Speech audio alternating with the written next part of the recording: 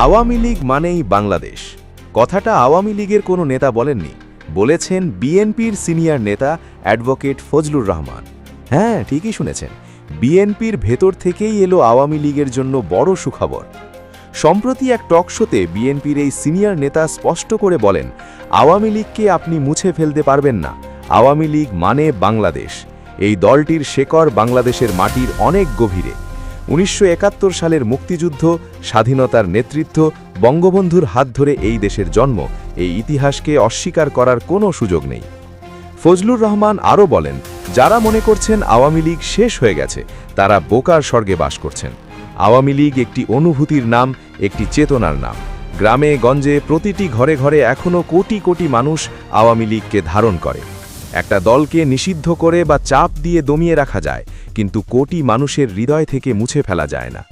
তার এই বক্তব্যে রীতিমতো তোলপাড় শুরু হয়েছে রাজনৈতিক অঙ্গনে। বিএনপির একজন দায়িত্বশীল নেতা হয়েও সত্য স্বীকার করার এই সাহসকে সাধুবাদ জানাচ্ছেন সাধারণ মানুষ। অনেকে বলছেন এটাই হলো বাস্তবতা, প্রতিহিংসার রাজনীতি নয়, এখন দরকার সহাবস্থানের রাজনীতি। তো দর্শক, বিএনপি নেতা ফজলুর রহমানের এই বক্তব্য নিয়ে আপনার কি ভাবনা? সত্যি কি আওয়ামী লীগ মানেই বাংলাদেশ? আপনার মতামত কমেন্টে জানান, আর সবার আগে